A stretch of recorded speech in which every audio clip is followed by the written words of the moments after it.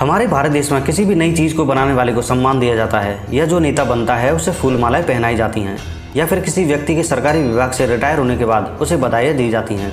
भारतीय स्वतंत्रता सेनानी को अपने देश में सम्मान दिया जाता है, ये तो अच्छी बात है, लेकिन पाकिस्तान में इसका उल्टा है। जो लोग पाकिस्तान के निर्माण के लिए जिम्मेदार हैं वे अपने देश में सबसे ज़्यादा उपेक्षित यानी बदनाम हैं।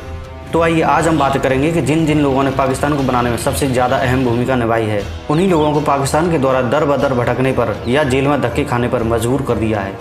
या यूं कहें कि पाकिस्तान में एक कहावत है कि प्रधानमंत्री पद से हटने के बाद नेता सीधे अदयालत जेल जाते हैं। पाकिस्तान में बहुत से प्रधानमंत्री और राष्ट्रपति अपने पद से हटने के बाद जेल गए हैं। यदि अरब देशों को देखें तो वे दावा करते हैं कि वे पहले अरब वाले हैं और बाद में मुसलमान। ईरान में वे पहले ईरानी और बाद में मुस्लिम होने का दावा करते हैं।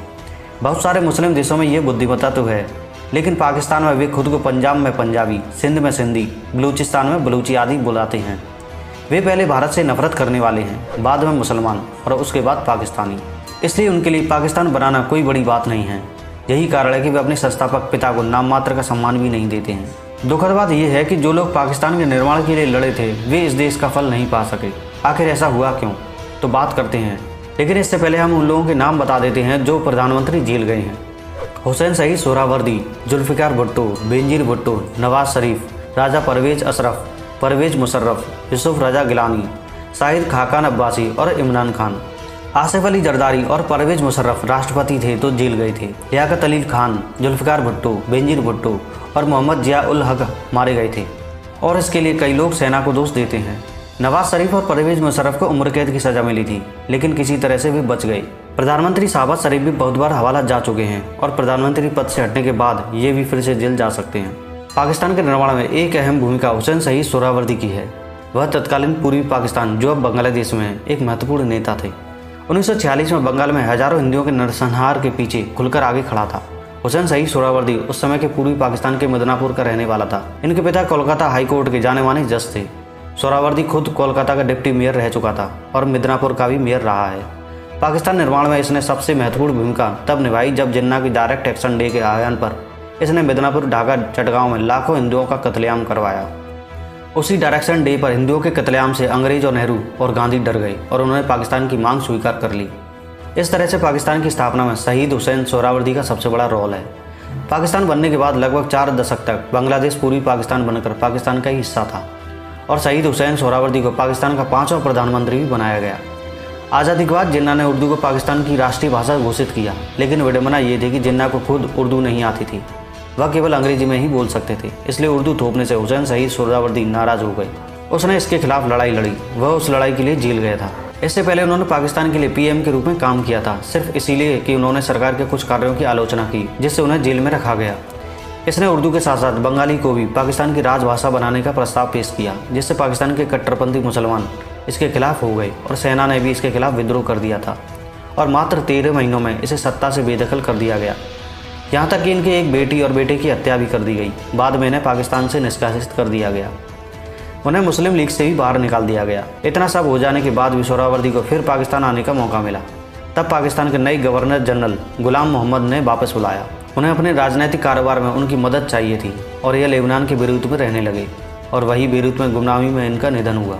उसकी मौत की वजह दिल का दौरा था। फिर बाद में जब एक नया देश बांग्लादेश बना, तब बांग्लादेश सरकार ने बेरूत से इनकी कब्र को खुलवाकर इन्हें वापस ढाका में दफन किया। सोहरावर्दी पर काफ़ी गंभीर आरोप लगाए गए थे। उनमें से एक आरोप ये भी था कि उन्होंने पाकिस्तान के साथ हाथ मिला लिए हैं और महात्मा गांधी के खिलाफ हैं। उन्हें कहा गया कि उन्होंने अपने देश में आने से मना कर दिया गया और देशद्रोही कहलाए। पाकिस्तान की स्थापना में बैरिस्टर जफरुल्लाह खान का भी बहुत बड़ा रोल है। ये एक अहमदिया मुस्लिम थे और जाने माने बैरिस्टर थे और अंतर्राष्ट्रीय अदालतों में वकील के रूप में काम करते थे और विदेश मंत्री के रूप में भी काम करते थे।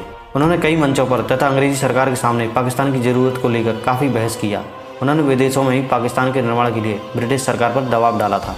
पाकिस्तान बनने के बाद जफरुल्लाह खान को पाकिस्तान का पहला विदेश मंत्री बनाया गया, लेकिन 1970 में कट्टरपंथियों ने अहमदिया को गैर मुस्लिम घोषित कर दिया और इन्हें पाकिस्तान का नागरिक मानने से इनकार कर दिया। उस घोषणा के अनुसार वे अपने धार्मिक स्थलों को मस्जिद नहीं जा सकते थे। वे खुद को मुसलमान नहीं कह सकते थे। अगर ऐसा होता था तो सज़ा दी जाती थी। यहाँ तक कि उनकी कब्रों पर कुरान शब्द भी नहीं लिखे जा सकते। जफरुल्लाह खान ने जब इसके लिए आवाज़ उठाई तब उन्हें 3 सालों तक जेल में रखा गया और बाद में शर्त पर रिहा किया गया कि पाकिस्तान छोड़कर वे विदेश चले जाएंगे और जफरुल्लाह खान फ्रांस चले गए और 1980 में बेहद दर्दनाक स्थिति में उनका निधन हो गया। इस तरह जितने भी लोगों ने पाकिस्तान बनाने में सबसे अहम भूमिका निभाई थी, सबका हाल किसी खरजवा बीमारी से पीड़ित कुत्ते से भी बदतर था। पाकिस्तान के संस्थापकों को उनका उचित सम्मान नहीं दिया गया। चौधरी रहमत अली भी इस लाइन में थे।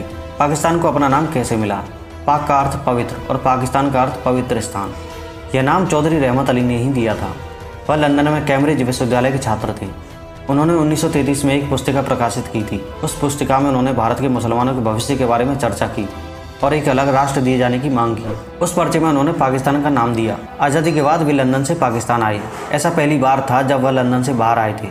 15 दिनों के भीतर पाक सरकार ने उन्हें गिरफ्तार कर लिया था। कारण ये था कि उन्होंने सरकार के खिलाफ कुछ टिप्पणी की थी। उन्हें जेल में रखा गया और उनकी सारी संपत्ति जब्त कर ली गई थी। उन्हें पाकिस्तान से बहिष्कार कर दिया गया और बिना किसी पैसे के लंदन भेज दिया गया। फरवरी 1991 में ब्रिटेन में बहुत खराब हालात में उनकी मृत्यु हो गई। वहाँ एक सवाल खड़ा हो गया कि उनके अंतिम संस्कार का खर्च कौन वहन करेगा।